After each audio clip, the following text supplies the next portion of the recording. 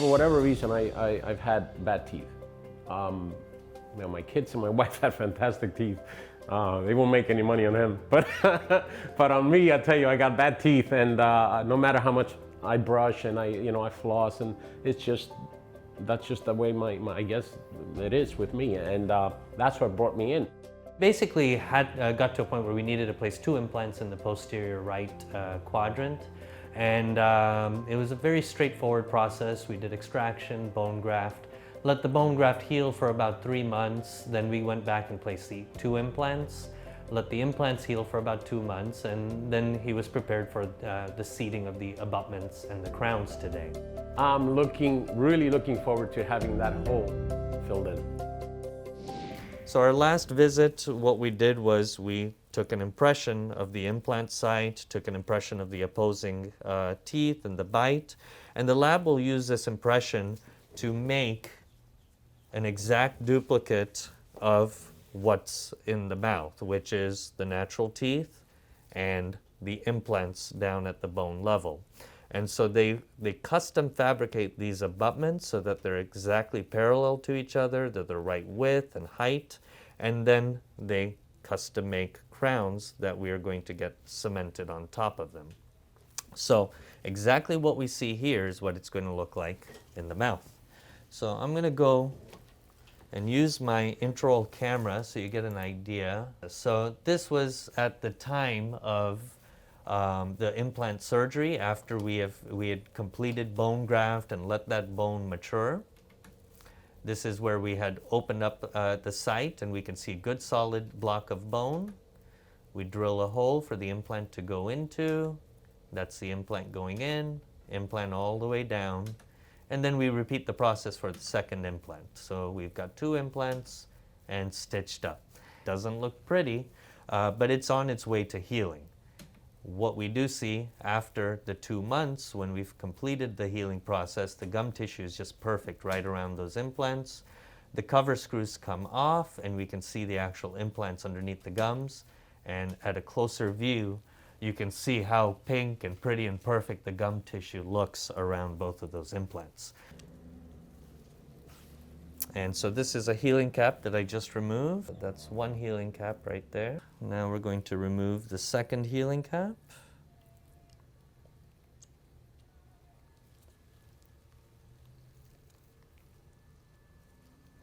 And the nice thing about all of this treatment is the only time we need that anesthetic is the time, and so this is the second healing cap that we're taking out. The only time we need anesthetic is the placement of the implant. Once the implants are in and we're going through the process, and go and close your lips together and open wide.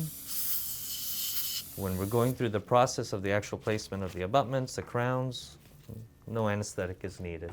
And so now you can see on the intraoral camera the gums have healed very well around those implants. When I go really close up to it, you can see how nice and pink and perfect the gum tissue is. And now what we're going to be doing is placing the abutments.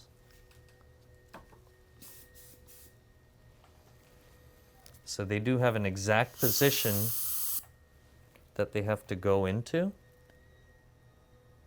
And the Straumann system is very nice about having it kind of just click right into the position.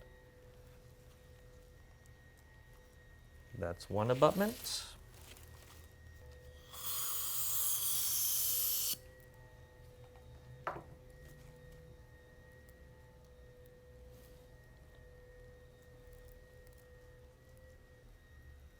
And that's the second abutment. Any discomfort, Robert? No, sir.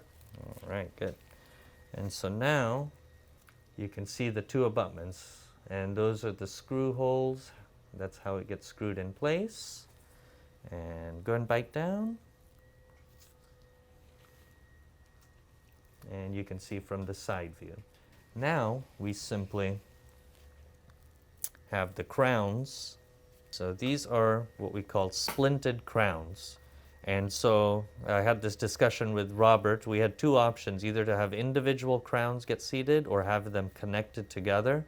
Every case is different, and when we have a patient who's got a strong jaw, strong bite, and they know they want to do a lot of good chewing on those teeth, it's always nice to over-engineer the case versus under-engineer the case. So when we splint these crowns together, it just allows him to be able to chew and function without us worrying about crowns loosening, implants, screws loosening, or anything like that. So this is definitely a case where we've over-engineered versus under-engineered. And so now those crowns just go right over the abutments. And I'm going to hold it in place because until we get it cemented, they will move around on us. So again, you will be able to see in the picture how the crowns get seated. And you can see from the side view how previously we had the two posts. Now you can see how the two crowns have been seated in. Perfect. And Robert, how does the bite feel? Pretty good. Pretty good? Yeah. Okay. So once we've got the fitting and everything seated right, and we know we're happy with the position of the crowns, the position of the abutments, and we're ready, the final step is to basically lock those abutments into place. So we have a torque wrench that's made by Straumann, and it basically locks that screw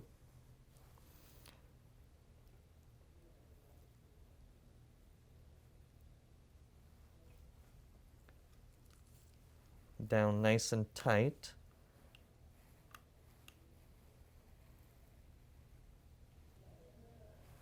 Perfect. Any discomfort there? No, good. Good.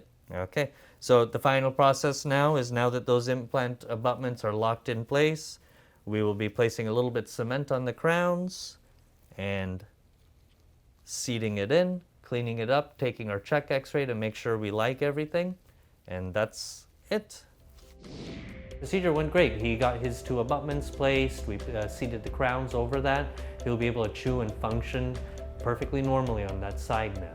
They feel great, and I'm going to be able to go and smile a lot more and eat a lot more. Hopefully not too much, but I'll eat a lot more, and it's going to feel great because the implants feel fantastic and the crowns feel fantastic.